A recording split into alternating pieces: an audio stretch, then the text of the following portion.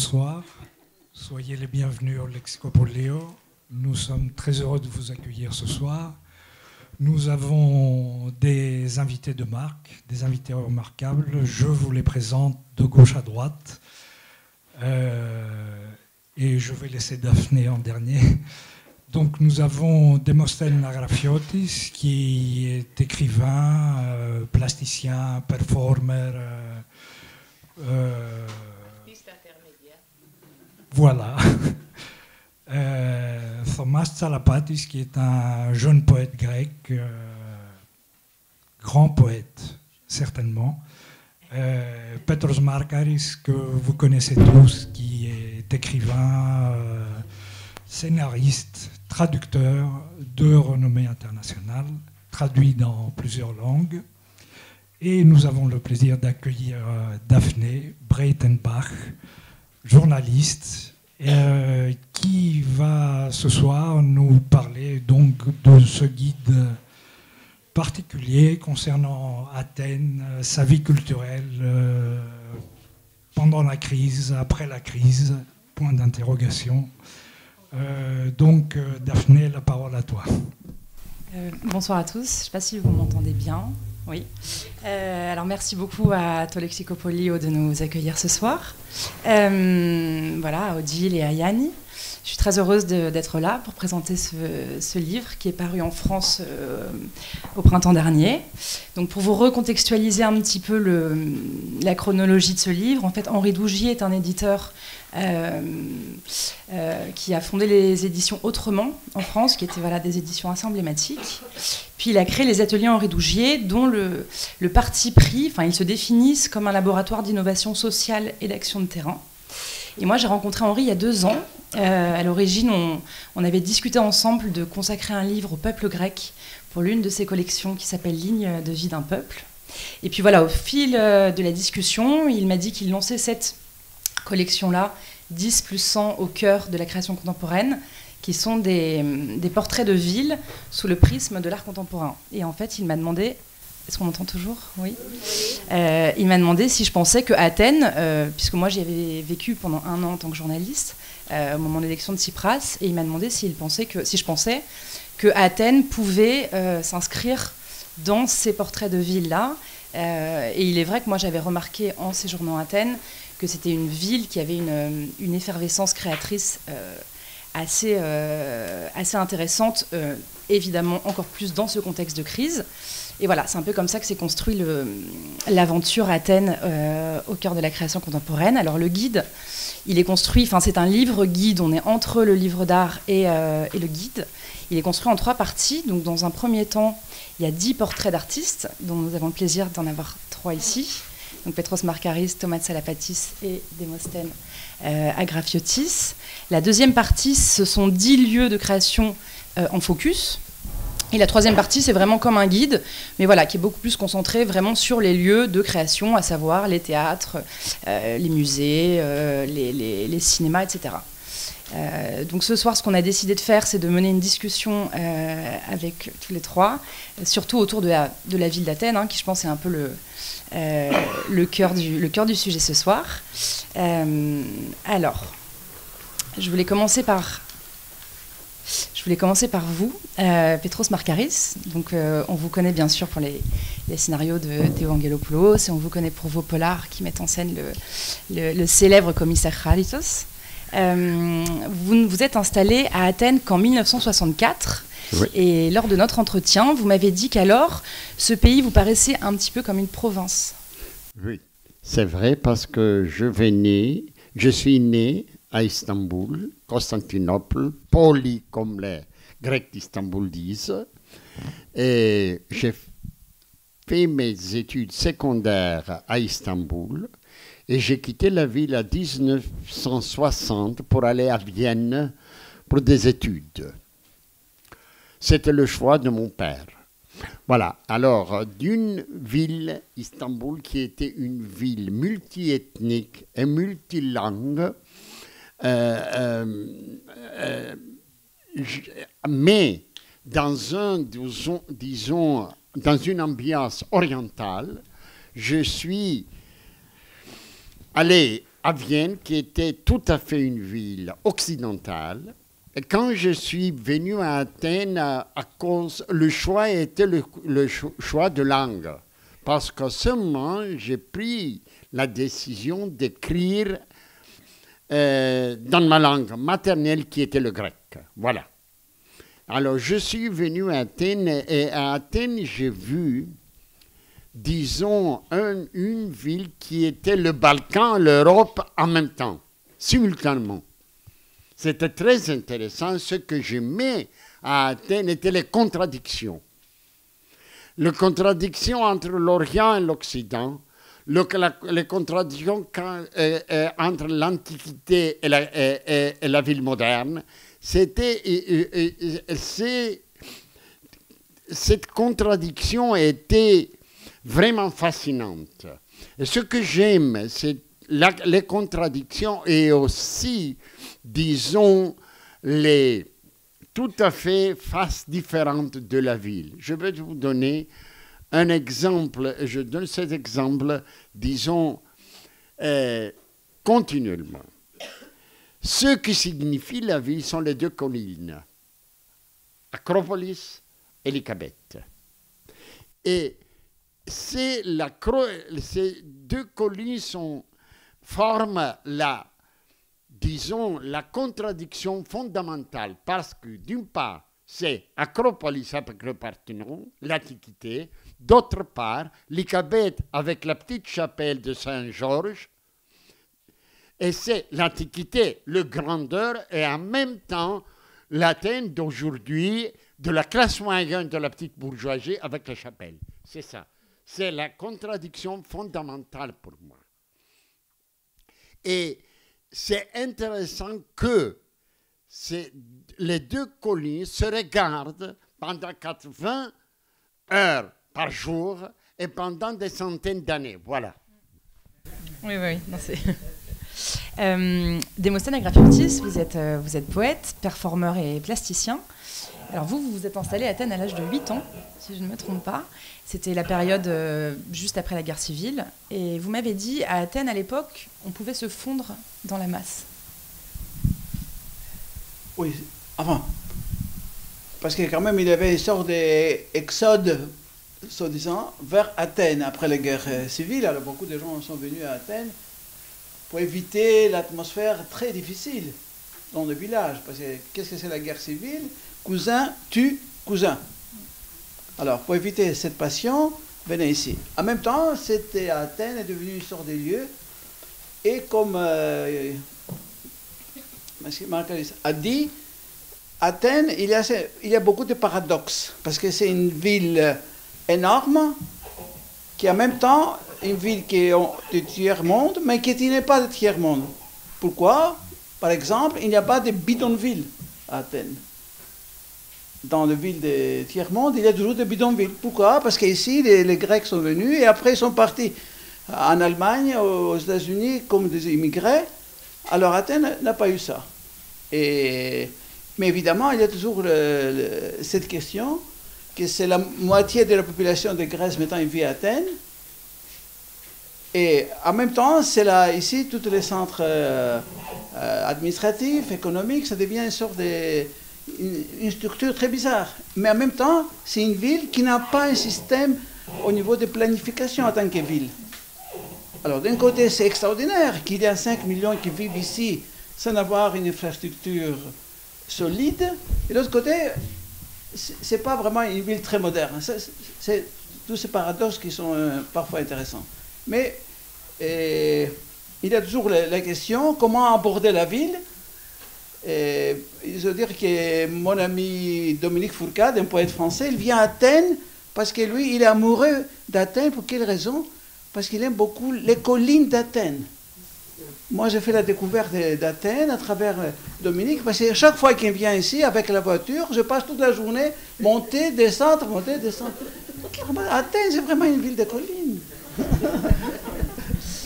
Sûr. Petros Markaris, vous êtes resté à Athènes pendant la dictature des colonels. Vous n'avez pas quitté Athènes, vous êtes resté à Athènes pendant la dictature des colonels. Oui. Donc on en avait parlé ensemble pendant l'entretien. Pouvez-vous nous raconter un peu cette période-là? Bon, c'était une période de dictature. C'était une période, disons, très triste, mais nous avons à ce temps un cercle d'amis, comme mon premier éditeur, Philippos Vlachos, et un chef d'orchestre très connu, Akis Kavaliaratos, et les autres. Et nous avons bien travaillé, écrit, publié, et en même temps rigolé tout le temps, parce que cette, disons, tendance de rigoler était une certaine forme de résistance. Disons, de ne laisser pas être battu. Voilà, c'était ça. Bon, il n'était pas, disons, ni facile, ni, disons, très agréable de vivre, mais d'autre part, parce que je n'étais pas un, disons, athénien de naissance, peut-être, j'étais tout à fait contre de quitter la ville et le pays, disons, dans un temps très difficile. Il faut rester et battre. Alors, Thomas de Salapatis, vous êtes poète, mais aussi dramaturge et journaliste. Alors moi, mon grec est très mauvais. Thomas ne parle pas français, donc c'est Michel Vallet qui nous fera le plaisir, l'honneur de traduire mes questions, si elle l'accepte. Donc voilà, vous êtes poète, mais aussi dramaturge et journaliste. Vous êtes né en... Vous êtes né en 84 à Athènes. Et vous avez toujours vécu là. Vous m'avez dit que vous étiez un Athénien pur jus. Et vous m'avez dit lors de notre entretien, Athènes est une ville qui a une histoire mais qui n'a pas de passé.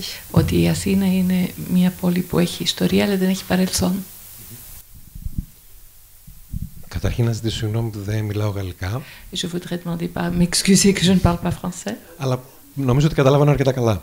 Mais je crois que je comprends très bien quand même. Ναι, έχω γεννηθεί εδώ το 1984 je suis né à Athènes και έχω ζήσει et j'ai vécu όλη μου τη ζωή. Toute ma vie.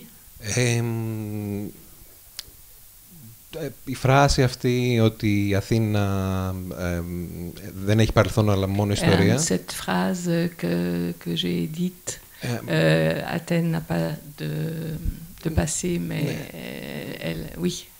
Αναφέρεται λίγο στο πόσο απότομα έγινε μεγάλη πόλη. Είναι άλλο ένα παράδοξο. Je voulais dire par là ô combien rapidement et paradoxalement aussi cette ville a grandi de façon très très rapide. Μέσα σε λίγες δεκαετίες έγινε quelques Μητρόπολη. C'est devenu une métropole.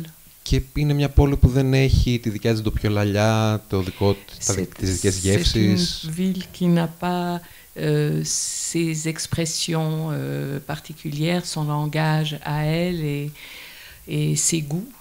Είναι μια πολύ απότομη πόλη, εγώ έτσι την ζω, έτσι τη ζούσα πάντα. C'est une ville que moi je dirais, je la vis comme une ville apotome, abrupte ou discontinue. Okay. Έχει πολλές έννοιες το πρώτο. Ναι. Και ταυτόχρονα είναι μια πόλη που εμπεριέχει όλη την υπόλοιπη Ελλάδα.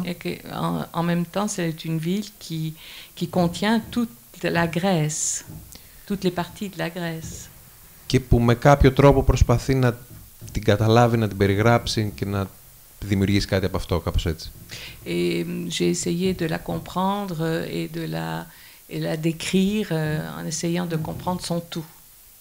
Και σίγουρα είναι μια ποίηση που άμα γράφεις είτε άρθρα είτε ποίηση, μου φαίνεται συναρπαστικό να βρίσκεις εδώ τη συγκεκριμένη χρονική περίοδο. Si jamais on écrit que ce soit des articles ou de la poésie ou quelque forme d'écriture, c'est extraordinaire de vivre dans cette ville en ce moment. Και θα επανέλθουμε, φαντάζομαι. Et puis voilà. Lors de notre entretien, vous m'avez parlé de ce fantôme du passé, Antiquité, grands auteurs classiques, qui est pour vous un héritage presque plus mondial que grec.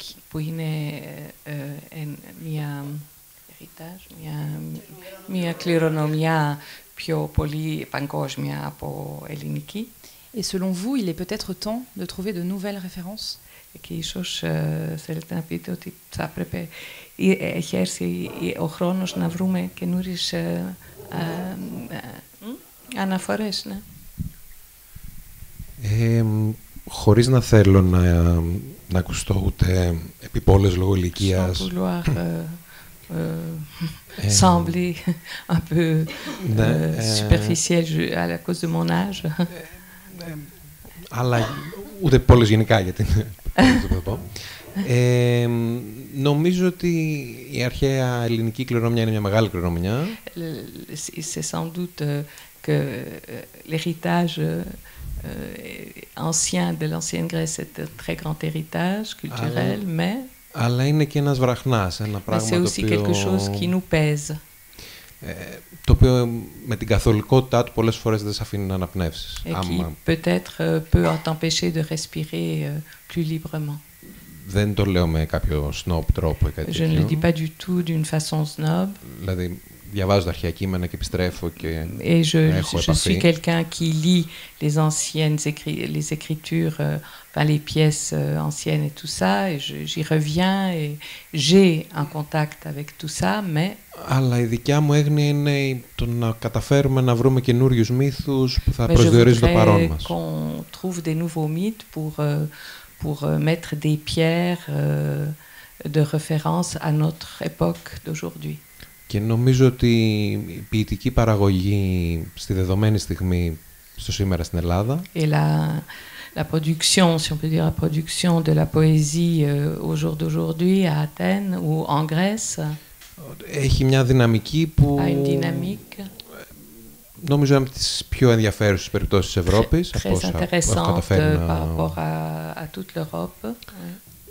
Και πάντοτε όταν βρισκόμαστε στο εξωτερικό, quand je me trouve à l'étranger, σε οποιαδήποτε χώρα της Ευρώπης, n'importe quel pays, πάντα μας πρόχνουν με κάποιο τρόπο στους αρχαίους μύθους.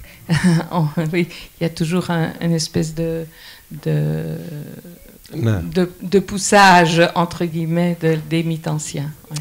On en revient toujours là. Και αυτό είναι ένα στοιχείο σχεδόν, όπως το βιώνω εγώ, σχεδόν οριενταλιστικό, ας πούμε. C'est un petit peu, il y a un côté orientaliste, c'est comme ça que je le vis. Ναι. Και εμένα αυτό που με ενδιαφέρει ως υλικό είναι κυρίως το παρόν. Κυρίως το παρόν. Ce qui m'intéresse, c'est le présent. Και το παρελθόν. Surtout le présent. Και το παρελθόν, αλλά με έναν τρόπο διαφορετικό από την απλή αναφορά στην αρχαία Ελλάδα. Mais aussi, bien sûr, le présent qui contient le passé, mais d'une autre façon que juste être une référence à l'Antiquité. Και για να τελειώσω, ένα άλλο πρόβλημα που έχουμε τα τελευταία χρόνια Un autre problème qui se pose les derniers temps, είναι ότι με τον ίδιο τρόπο που μας πρόχνανε προς την αρχαία Ελλάδα, τώρα μας πρόχνουν προς την κρίση. De la même façon qu'on nous a poussé pendant assez longtemps vers la culture de l'Antiquité, maintenant on nous pousse vers la crise. Με έναν τρόπο πάλι όπου είμαστε γνωστοί επειδή αυτό που εξάγουμε πια είναι η κρίση και μόνο. Oui, parce qu'on est devenu connu et reconnu, parce que ce que nous exportons, c'est cette image et cette histoire de la crise. Οπότε πάλι όλα τα κείμενά μας βγαίνουν προς τα έξω με μια ανάγνωση ως προς την κρίση. Tout ce qu'on produit et qui sort de la Grèce est vu sous un prisme qui se relate à la crise. Ακόμα και αν δεν αναφέρεται στην πραγματικότητα. Même si on n'en parle pas. Αλλά όπως και να έχει. N'importe comment. Είναι δύο σημεία αναφοράς που υπάρχουν. C'est deux points que je voulais nommer. Petros Markaris, je voudrais revenir sur une phrase que vous m'aviez dite lors de l'entretien. Vous m'aviez dit que les Grecs étaient des maîtres de la culture de la modestie et ils n'ont pas su gérer celle de la consommation. Bon, Athènes et la Grèce que j'ai connue pendant les années 60 était un pays pauvre. Mais cette pauvreté avait disons, un niveau de culture très élevé, ce que j'appelais dans un article la culture de la pauvreté. Le problème avec nous était que nous n'avons aucune idée de la culture de la richesse.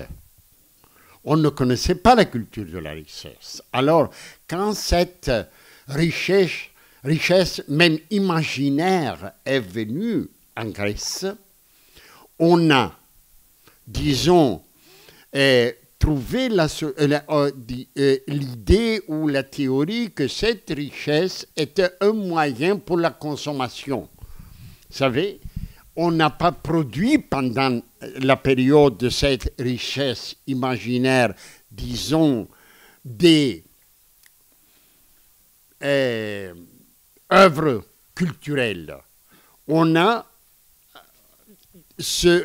s'est limité à la consommation. Par contre, pendant les années de la pauvreté, les années 50 ou 60, même 70, la culture était pour la société et les gens très importante. Voilà. Démosthène, selon vous, la crise a paradoxalement donné un coup de fouet à la communauté des artistes? Oui, il faut dire qu'il y a encore un paradoxe parce qu'il y a une question de la crise. Évidemment, il y a une question assez compliquée.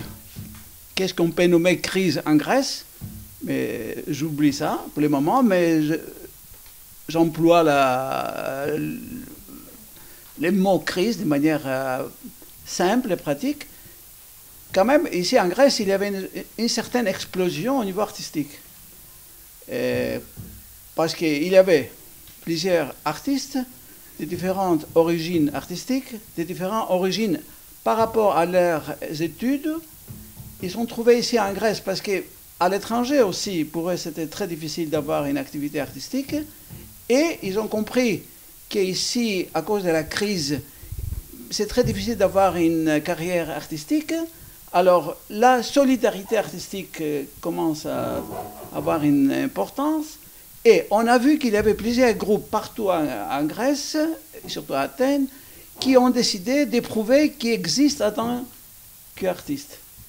Ils étaient là pour, avec leur temps, avec l'argent de la famille, ils ont créé des petits groupes dans un espace, dans un appartement, dans une usine, etc., etc. Et on a vu plusieurs activités. Et même au niveau européen, ils ont créé une sorte d'image qu'ici à Athènes, vraiment, c'est plus intéressant que Berlin.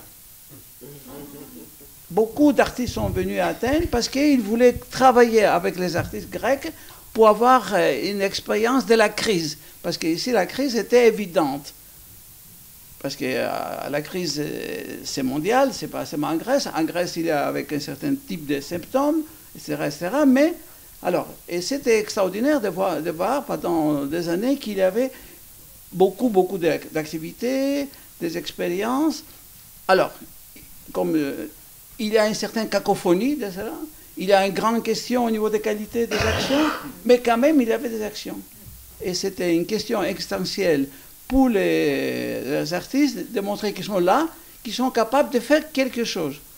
Alors, cette explosion, c'était extraordinaire, c'était bien remarqué par d'autres historiens d'art, hein, tout ça. Et maintenant, il y a une question cruciale pour la Grèce, maintenant. Comment on pourrait valoriser cette première phase? Parce que maintenant, il a l'impression que cette force, ce dynamisme commence à avoir vraiment des difficultés, parce qu'il n'y a pas au niveau social un système institutionnel, un système social pour créer une sorte de demande artistique pour que ce type d'expérience et tout ce type d'expérimentation tient dans le temps. Alors, ça sera encore une fois les risques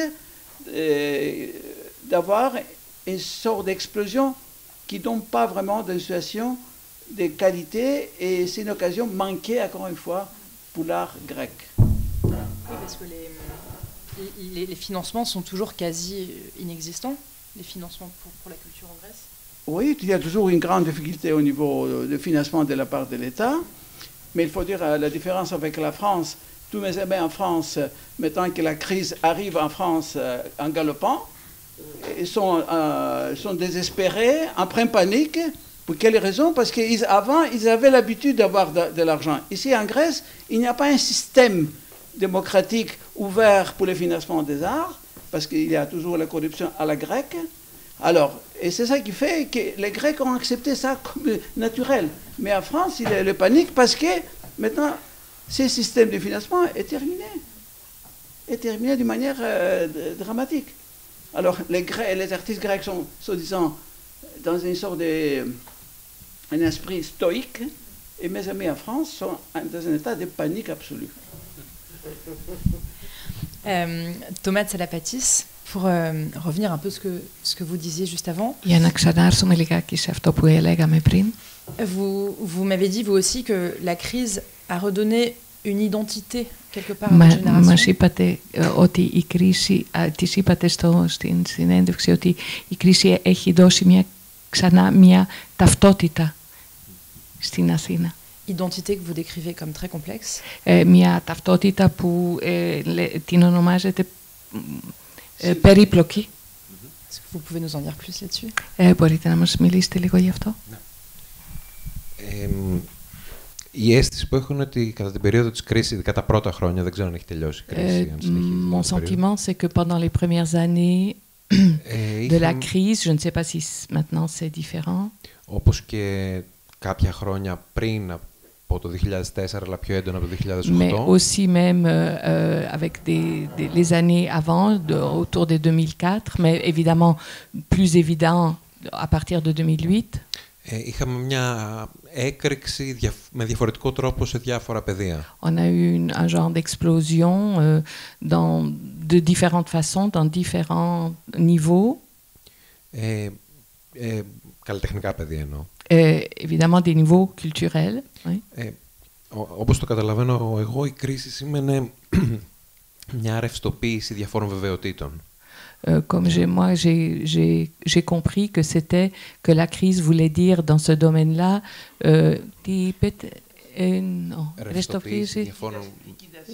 non, liquéfaction, pas liquidation, non. Ce qui devient liquide, pas ce qui est liquidé. Oui, βεβαιοτήτων. Des certitudes. Voilà. Οπότε αυτό γέννησε μια αναζήτηση πολλές φορές, ακόμα και τυφλή αναζήτηση, δηλαδή χωρίς... Donc il se passe une espèce de recherche un petit peu blind, oui, aveugle, ouais, aveugle. Bon, je dirais une recherche dans le noir, voilà, pour être un peu plus... Και αυτό ήρθε να συνομιλήσει με μια γενιά νεότερη, αλλά και με παλιότερες γενιές που αναζητούσαν όντως έναν τρόπο έκφρασης διαφορετικό. Et c'est devenu une façon de communiquer entre les générations plus anciennes et plus nouvelles qui cherchent une nouvelle façon de s'exprimer.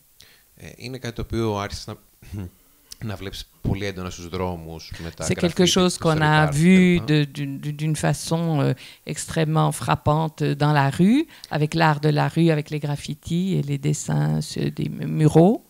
Άρχισες να βλέπεις επίσης διάφορες κινήσεις αλληλεγγύης σε διάφορες γειτονιές. Et puis dans les quartiers, il y a eu pas mal d'actions, de soutien. Pρωτοβουλίες για διάφορα θέματα, είτε qu'il s'agisse des thèmes différents comme ναι, τι είδος θέματα.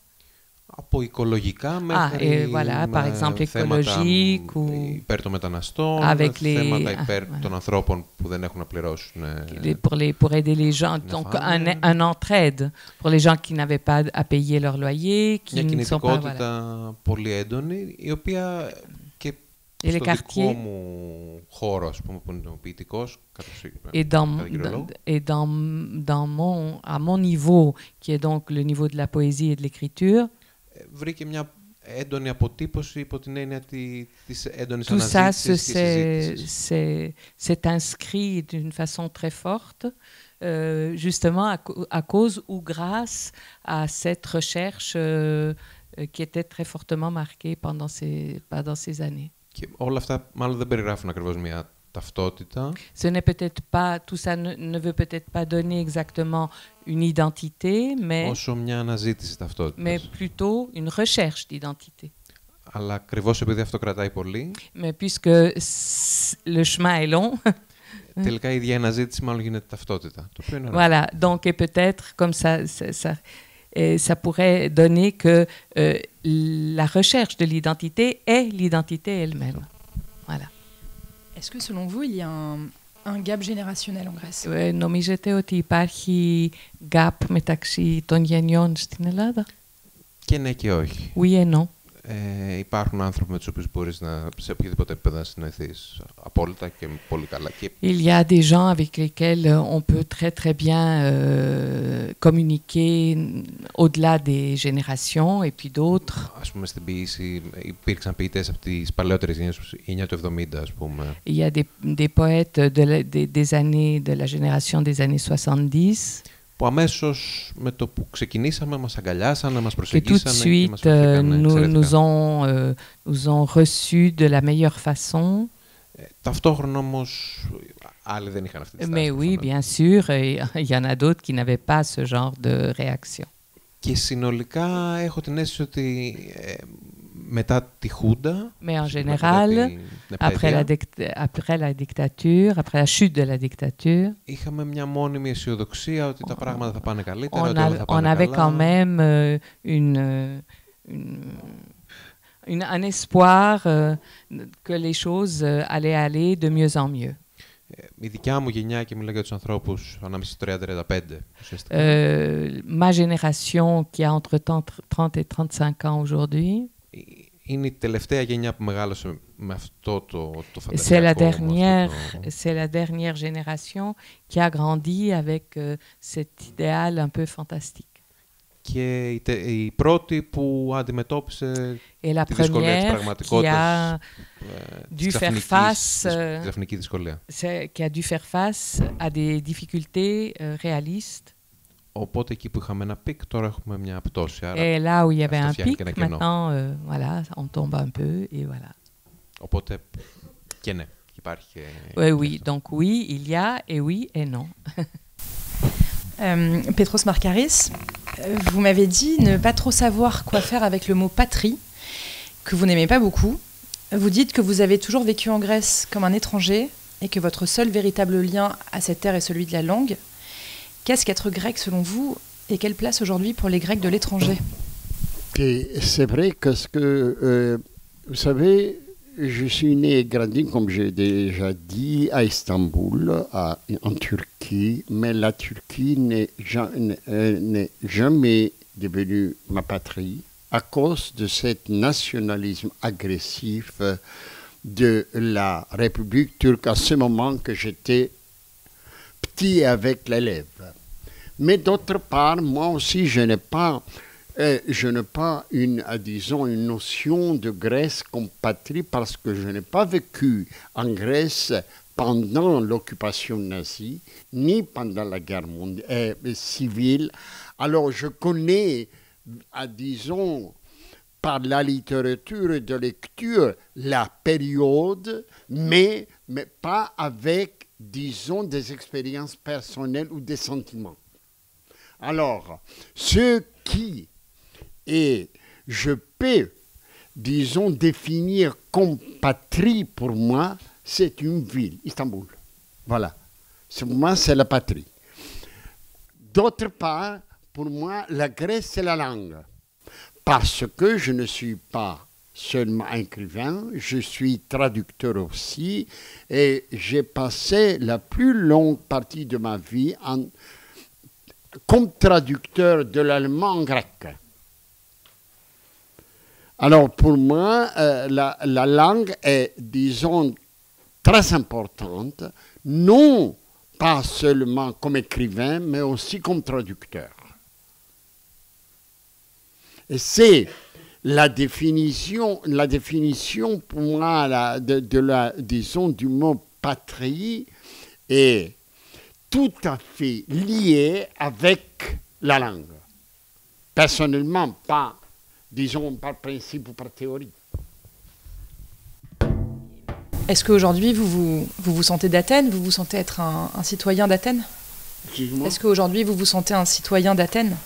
Donc vous y vivez depuis... Je me sentais un citoyen d'Athènes depuis, disons, ma venue ici. je veux vous dire pourquoi. Parce que, disons, mes liens avec un pays sont des liens de ville. J'aime les villes et j'aime beaucoup les centres-villes. Je ne suis pas un homme de la nature. Je peux aller à la nature pour 3 jours, je dis, oh, c'est vraiment incroyable que, disons, des impressions. Après 3 jours, je voudrais vous poser la question, est-ce que je peux quitter, s'il vous plaît, et rentrer à la ville? C'est ça que moi. Alors, j'aime beaucoup les villes, les centres-villes. Et pour moi, Athènes, je vous ai dit, est une ville très intéressante. Pas seulement, disons, une ville à cause, disons, des périodes de la dictature, de la crise, mais principalement parce que Athènes est une ville d'acceptance, de coexistence et de réconciliation. Je vais vous dire ce que je peux vous dire. Athènes a achevé à accepter, se réconcilier avec l'Antiquité, la période bavaroise et l'architecture bavaroise néoclassique, comme on dit en Grèce, disons après la période de la pauvreté et de la petite bourgeoisie avec des bâtiments d'1 ou 2 étages, et après la guerre civile, ce qui appelait en Grèce antiparochie, les bâtiments et les appartements. C'est, disons, une image très, avec grand, disons, contradiction, avec des impressions impressionnantes comme l'Antiquité ou la période bavaroise, et aussi même avec des impressions d'une architecture vraiment, disons, très limitée. Athènes a pu se réconcilier avec toutes ces, disons, ces différences dans la ville. Elle a accepté, et je trouve ça comme un citoyen qui est venu, disons, des 2 autres pays et 2 autres villes, très intéressant comment cette ville a su se réconcilier, tandis qu'en même temps, la réconciliation après la guerre civile était presque impossible. Démosthène Agrafiotis, vous avez vécu en exil aux États-Unis, en France, de nombreuses années. Vous êtes revenu à Athènes dans les années 80. Comment s'est passé ce retour? Quelle Athènes avez-vous retrouvé?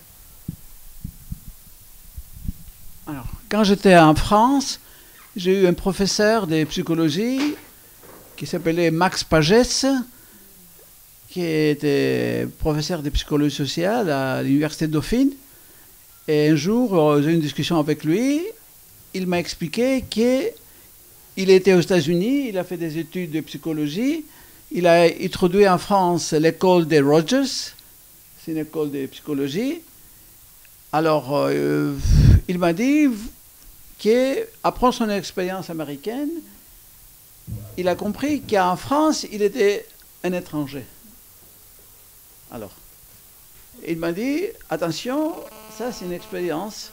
À ton retour en Grèce, tu seras toujours un étranger. Alors, quand il m'a dit cette phrase, je me suis dit, mais c'est pas possible, parce que moi je suis grec, et je dois dire que les retours, c'était pas facile, et toujours je pense à cette phrase de Max Pagès. Parce qu'il y a toujours parce qu'il y a une sorte de trajectoire personnelle qui fait que pendant une dizaine d'années, on est en dehors de la Grèce, on revient, il y a plusieurs choses, plusieurs expériences vécues qu'on a perdues, qu'on n'a pas eu. Alors il y a toujours une sorte de décalage.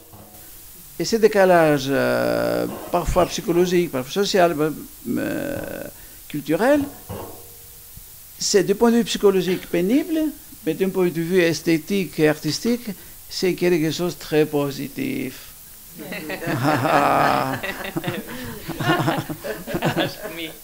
Et je garde cette étrangeté comme un aspect très précieux de mon travail.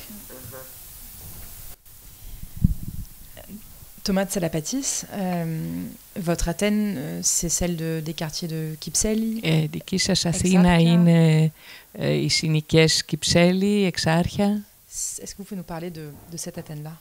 Θέλετε να μας μιλήσετε για αυτή την Αθήνα που είναι δική σας? Εμένα Κυψέλη είναι κυρίως. Moi, je suis surtout Κυψέλη. Και εσύ είστε, ξέρω. Ναι, σταθερά. Voilà. Ils sont très contents d'être tous les deux de Κυψέλη. Ah, ils sont très joyeux, là, ils se reconnaissent tout de suite, voilà. Εγώ χαίρομαι που μένω στο συγκεκριμένο μέρος. Je suis heureux d'être content d'habiter là. Το οποίο είναι στο κέντρο, αλλά c'est un centre, είναι και γειτονιά, δεν έχει αυτό το mais c'est στοιχείο aussi un quartier. του διαδρόμου, ας πούμε, που C'est pas comme un passage avec des avenues, oui. Είναι μια γειτονιά που είναι πολύ αντιφατική. C'est ben oui, c'est un quartier qui a ses extrêmes. Δηλαδή αυτό που βλέπεις τώρα, ας πούμε, είναι μια ταξική διαστρωμάτωση που τη βιώνει στο ίδιο το κτίριο.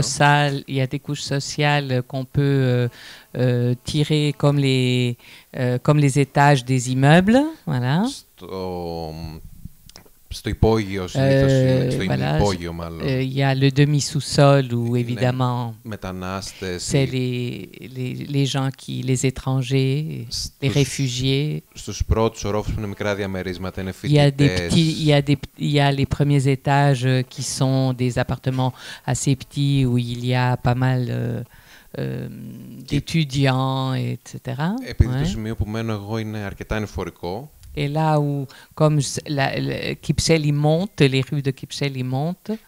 Τα πάνω μέρη, ακριβώς επειδή βλέπουν Ακρόπολη, θάλασσα, les immeubles qui sont tout en haut et qui ont la belle vue. Είναι πολύ ακριβά. Ils sont très chers, évidemment. Οπότε έχεις ένα...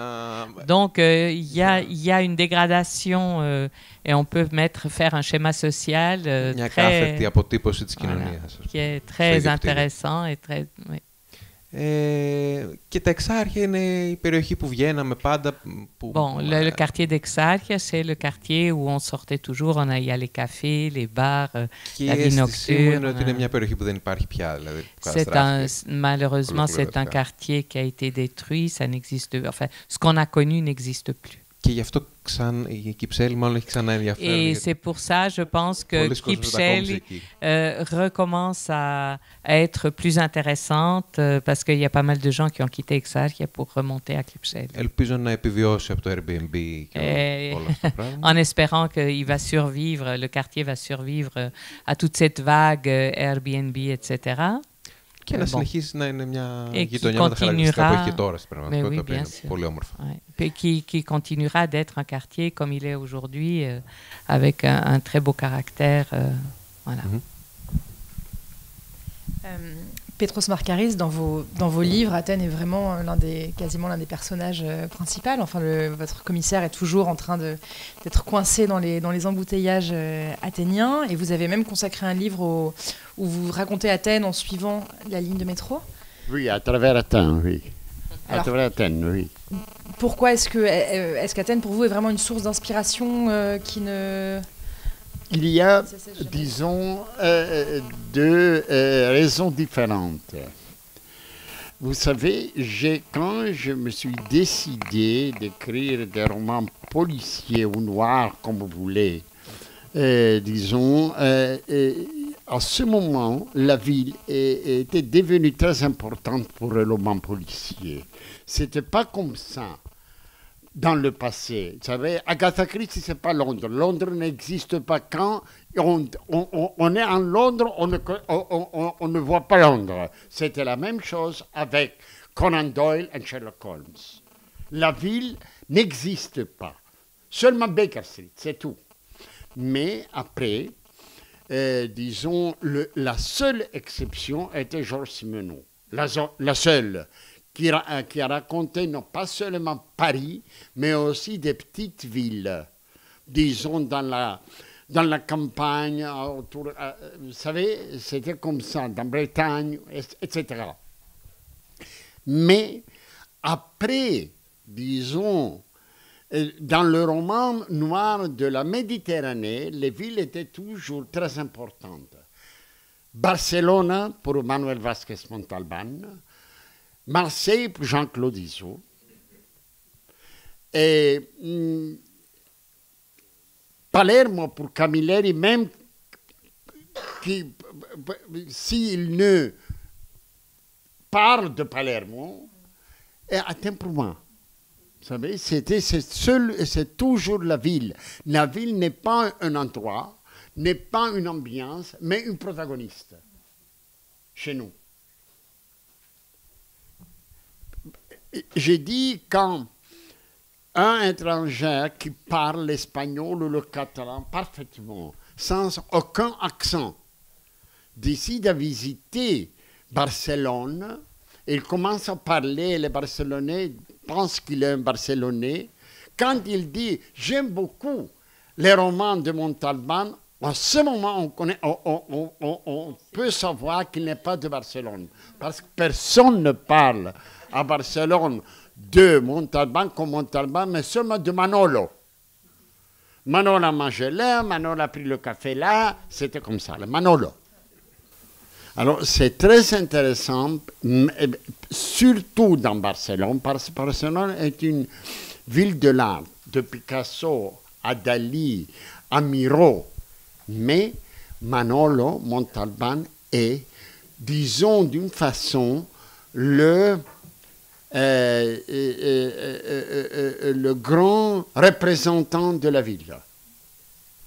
C'est comme ça que j'ai décidé de prendre Athènes, parce que je connais Athènes. J'ai vécu depuis les années 60 à Athènes. J'aime Athènes. Et il y a une autre chose aussi, que le commissaire et sa femme sont comme moi. Ils sont venus s'installer à Athènes. Ils ne sont pas athéniens.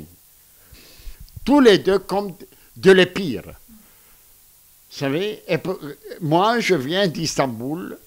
Les deux viennent de l'Épire, moi d'Istanbul. Alors nous sommes tous les trois, disons, d'une façon des immigrants à Athènes. Vous savez, c'est comme ça. Et en ce qui concerne le livre, c'était une commission d'un éditeur allemand très grand, très connu de Hanser. Hanser avait à ce moment une série qui s'appelait Les métropoles et ses écrivains. Alors, le directeur de la maison m'a proposé d'écrire un livre sur Athènes. J'ai dit oui, mais après ça, je me demandais qu'est-ce que je vais écrire sur d'Athènes ou sur Athènes. Jusqu'au moment que je me souvenais que quand je suis venu en Grèce, disons, le moyen que j'aimais plus que tous les autres était la ligne ancienne de métro, ce que les Grecs les Athéniens appellent l'électrique. Alors j'ai essayé de raconter Athènes et les arrondissements d'Athènes autour de cette ligne, de Pirée, disons, du port jusqu'à, disons, Kifissia, disons, l'endroit de la grande bourgeoisie. Voilà. Pour conclure cette discussion, j'aimerais vous poser une question à tous les trois. On va peut-être commencer par vous, Démosthène Agrafiotis. Selon vous, en quoi Athènes influence-t-elle le processus de création ? Est-ce que c'est le cas pour vous, déjà ? Est-ce que dans votre travail à vous, le fait de vivre à Athènes... C'est intéressant parce qu'Athènes est devenue une sorte de nom, parce qu'on dit par exemple, en Écosse, Édimbourg, la capitale, c'est l'Athènes du Nord. Alors, partout en Europe, il y a toujours un effort de dire, voilà, c'est l'Athènes. Évidemment, il faut en référence à la Grèce ancienne. Et en plus, j'ai vu aux États-Unis, il y a 40 petites villes qui s'appellent Athènes. Alors, ça signifie que les signifiants à Athènes circulent d'une manière assez bizarre. Alors, ces signifiants flottants se trouvent extrêmement intéressants. Du point de vue des créations, et ça c'est vraiment, il faut dire, ton courage d'aborder Athènes à travers l'art contemporain, c'était vraiment un travail héroïque. Parce que quand même, ici, la vie artistique n'est pas très bien organisée, c'est très difficile de saisir, de comprendre, il n'y a pas de dialogue, il n'y a pas, etc., etc. Alors, cet aspect qui est ici, Athènes, il est à la fois international et local. La ville, c'est une ville, soi-disant, moderne. Mais en même temps, c'est des quartiers où il y a les Grecs qui sont venus de différentes villes. Dans un quartier, il y a les Crétois, des autres. Alors, tout est là, mais n'est pas là. Alors, c'est parti, qu'il y a toujours les limites qui sont là, qu'il n'y a pas de limites, etc. Alors, du point de vue artistique, ça, c'est extraordinaire. Je trouve, comme mon travail, soi-disant, c'est un travail performatif, etc., c'est que j'ai fait un effort de travailler, comme on dit, aux limites, par les limites et au-delà des limites. À Athènes, je me trouve assez bien. Oui. Je peux, vous savez, vous vous souvenez, il y a pas beaucoup d'années où les Athéniens, vous pouvez raconter des Athéniens qui disaient, tu sais, il était de 45 en 50 ans même, et il disait, tu sais, pendant la période de vacances, je veux rentrer à la patrie. Et la patrie était le village des parents. Et toujours, ils ont une maison bien restaurée. Ils préfèrent de dépenser l'argent. Et ça, c'est la grande différence avec la France. Parce que pour les Français qui ont quitté leur village, ils ont vendu les maisons aux Hollandais, Anglais, etc., pour s'installer à la ville. Les Grecs, non. Ils ont gardé leur maison. Il faut toujours, ils sortent des références. Alors, vous savez, les enfants de la patrie en Grèce sont les familles qui se sont installées à Athènes. C'est ça, alors. Pour vous, Thomas Tsalapatis, en quoi est-ce qu'Athènes influence votre processus de création? Πώς η Αθήνα σαν πόλη επηρεάζει την καλλιτεχνική σας σταδιοδρομία?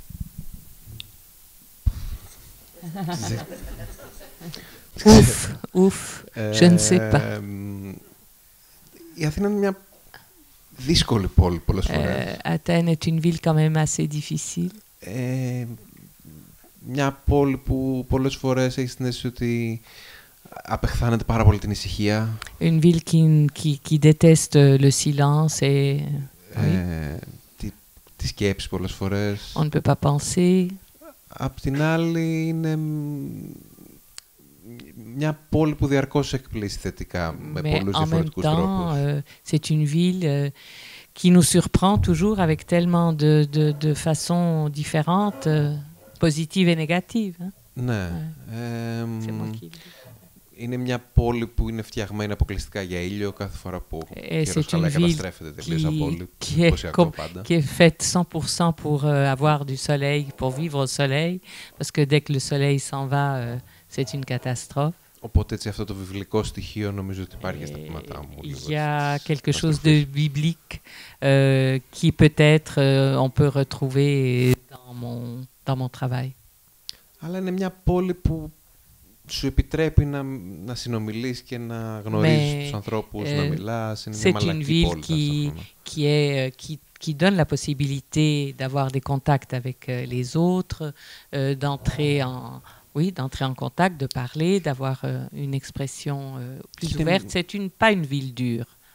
Και είναι μια πόλη είναι μάλλον πολλές παράλληλες πόλεις που πολλές φορές καταφέρουν να συνομιλήσουν. C'est peut-être une ville qui a beaucoup de villes, plusieurs villes en elles-mêmes, qui arrivent à parler, à communiquer entre elles. Οπότε αυτή η συνύπαρξη, αυτός ο διάλογος, όταν επιτυγχάνεται, είναι κάτι dialogue, c'est quelque chose πολύ όμορφο. De très beau. Voilà. Et ça, je pense que c'est quelque chose qui me fait aller de l'avant. On va peut-être terminer avec vous, Petros Markaris. Vous me disiez qu'à l'époque, il y avait vraiment deux Athènes. La Athènes de jour, qui était la Athènes des embouteillages, un peu bordélique. Et puis la Athènes de la nuit, qui était une Athènes plus romantique. Et vous m'avez aussi dit que, du coup, depuis ces dernières années, les problèmes de trafic ayant été un peu résolus, c'est une Athènes qui avait un peu disparu. Écoutez, c'est vrai que Athènes est une ville avec deux faces différentes. Disons, il y a une Athènes du jour et une Athènes du jour et une Athènes de la nuit. Ils sont de tout à fait des villes différentes. Et je disais un jour que les Athéniens acceptent de passer le jour dans l'enfer pour avoir la chance de vivre au paradis pendant la nuit. Voilà.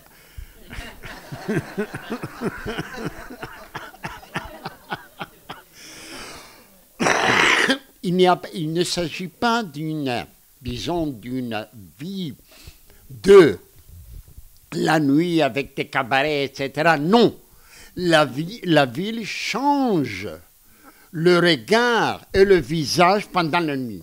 C'est vraiment unique et incroyable avec Athènes. Vous essayez de vous promener dans la ville pendant la nuit, c'est une autre ville.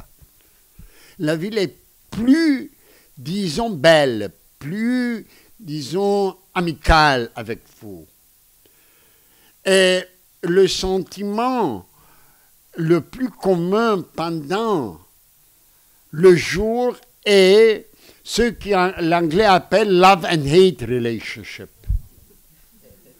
On ouvre la fenêtre, on voit, oh mon Dieu, le soleil, quel paradis, oh mon Dieu, quelle merveille. On descend à la rue et c'est l'embouteillage, c'est au maire de cette ville, c'est ça. C'est love and hate. C'est ça. Alors, mais pendant la nuit, ça n'existe pas.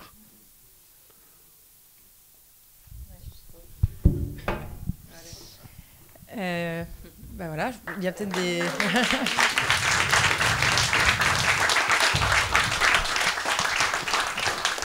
peut-être des questions dans la salle. Peut-être que... Voilà, on vous donne la parole.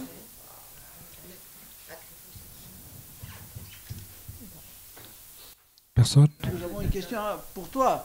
Ah bon. Parce que quand même, tu as eu une expérience ici à Athènes, Oui. parce que tu es resté 6 mois ou un an? Presque un an, oui. Presque un an. Oui. Alors, en partant de la Grèce, après un an, qu'est-ce que tu as dit? Ah. Je pense que j'ai créé une connexion avec Athènes très particulière. J'ai beaucoup aimé cette ville. C'est pour ça que j'ai eu l'envie d'y consacrer ce livre. Et je suis tout à fait d'accord avec ce que vient de dire Petros Markaris. C'est vrai qu'on tombe amoureux d'Athènes encore plus en y vivant la nuit. Je crois qu'on découvre cette beauté. C'est ce que je dis dans la préface du livre. Beaucoup de gens qui ne sont pas grecs ne connaissent d'Athènes que le fait d'y passer 2-3 heures avant de prendre le bateau et d'aller sur les îles, généralement l'été. Et tous ces gens-là ont généralement une vision un peu cauchemardesque de cette ville caniculaire où il faut prendre des bus, arriver au Pirée, enfin voilà, toute cette espèce de parcours du combattant. Et en fait, Athènes est une ville surprenante. Et j'ai beaucoup d'amis qui ont séjourné, qui ne sont pas du tout grecs et qui sont eux aussi tombés en amour un peu de cette ville-là, dès qu'ils ont appris à la connaître, et justement aussi de par sa créativité. Pardon ? De par sa créativité, c'est une ville qui est très originale, je trouve, qui est très inventive. Ouais. Mais quand même, selon l'édition des ateliers d'Henri Dougier, il y a toujours un livre pour Athènes, un livre pour Lisbonne, un livre pour Berlin, un livre pour Moscou. Et vous gardez toujours cette formule 10 place 100. Ouais. Alors, vraiment choisir à Athènes 100 lieux et du personnage ou du personne comme ça, est-ce que c'était vraiment facile, difficile? C'était quoi? Parce que quand même, il y a toujours la question, pourquoi ça et pas ça? Pour les lieux, ça n'a pas été si difficile que ça, parce que mine de rien, il y a beaucoup de lieux à Athènes, parce qu'évidemment, ça inclut aussi les cinémas, ça inclut les théâtres, ça inclut tous les cafés qui ont un peu des activités artistiques, les librairies. Donc, mine de rien, c'est une ville qui regorge quand même de lieux culturels, ça, il n'y a aucun doute. Pour les artistes, moi, j'ai vraiment eu envie d'un panel de différentes disciplines. Bon, là, il se trouve que vous êtes 3 hommes de lettres, mais parmi les autres, voilà, il y a une designeuse, un plasticien, une personne qui fait du graffiti, street artiste, un sculpteur, enfin voilà, on a un styliste.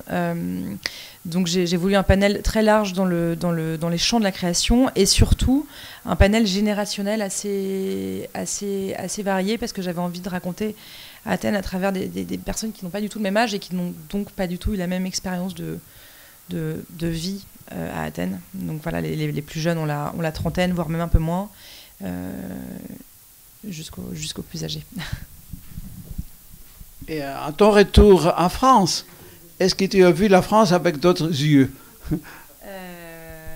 Oui. Moi, je suis née à Paris, je vis toujours Paris. Et je pense que Athènes est une ville qui est beaucoup plus inventive. C'est-à-dire qu'aujourd'hui, à Paris, qui reste une ville que j'aime beaucoup, il y a relativement peu de place pour des lieux innovants et pour des lieux qui s'inscrivent dans la ville et qui ont une place. De toute façon, déjà, c'est quasiment impossible d'ouvrir des lieux comme ça parce que c'est très cher. La ville de Paris n'est pas forcément d'une aide précieuse pour les petits lieux d'art. Il y a beaucoup de théâtres qui ferment à Paris. Et c'est quelque chose qui m'a interrogée parce que Athènes est l'une des villes d'Europe où il y a plus de théâtres et il se trouve que les gens vont au théâtre. À Paris, les théâtres ferment. Donc je pense que c'est assez révélateur. Ouais. Donc là-dessus, je pense que Paris pourrait s'inspirer d'Athènes. Enfin, même si Athènes, c'est pas une dynamique qui est institutionnelle, hein, mais c'est la preuve que les petits lieux de création ont leur place dans les grandes villes. Alors je crois que j'ai une proposition à faire. On va nommer Daphné comme ambassadrice culturelle de la Grèce à Paris. Vous êtes d'accord?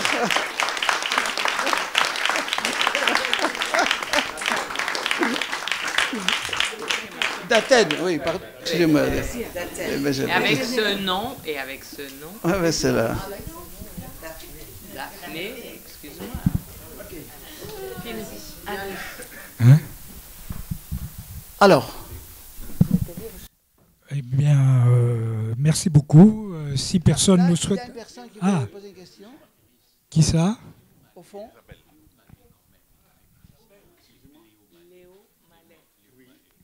Oui, merci. Excusez-moi, moi j'avais juste une question. Je viens de feuilleter le livre qui est magnifique et merci beaucoup d'avoir mis en valeur la créativité à Athènes. J'avais juste une petite question. Je me rends compte qu'il n'y a pas de musiciens dans les créateurs que vous avez choisis. Est-ce que c'est un choix? Non. Malheureusement, c'est vrai que ça a été très difficile, c'est vrai, de s'arrêter à 10 artistes. Et je regrette qu'il n'y ait effectivement pas de musiciens. Alors par contre, il y a beaucoup de lieux de musique dans les lieux. Donc on a essayé de se rattraper un peu là-dessus, mais c'est vrai que malheureusement il nous manque un musicien. Je suis d'accord avec vous. Ouais. Est-ce que vous avez une proposition à faire? Vas-y.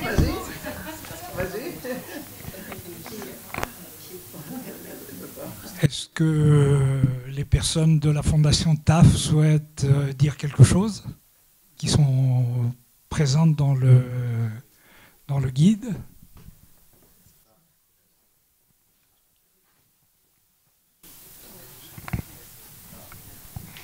Merci, je m'appelle Margarita Kataga. Merci Daphné pour les mentions et tout dans le guide. Nous sommes la nouvelle directrice dans TAF avec ma collègue Ralou Avdamidou. Si vous ne connaissez pas TAF, c'est un petit lieu dans le quartier historique d'Athènes. C'est un petit cours avec... et autour de la cour, il y a une galerie et aussi un bar et une boutique. La boutique vend seulement des produits de designers et artistes grecs.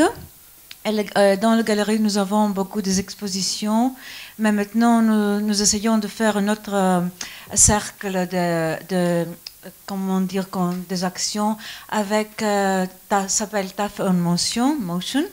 Et il y a des danses biomatiques, le corps, comment le corps dans l'espace et dans la ville peut être comme mouvement. Et c'est ça. Et maintenant, nous avons une exposition qui s'appelle Encounters, rencontres, et c'est dans le cadre de le festival ethnographique qui s'appelle Ethnofest, et vous êtes tous bienvenus à notre espace. Et pendant le 12 décembre, nous avons le vernissage d'une autre exposition qui s'appelle Open Studios, et ce sont les étudiants diplômés de l'École des Beaux-Arts d'Athènes. Et si vous voulez venir, welcome. Merci beaucoup pour votre...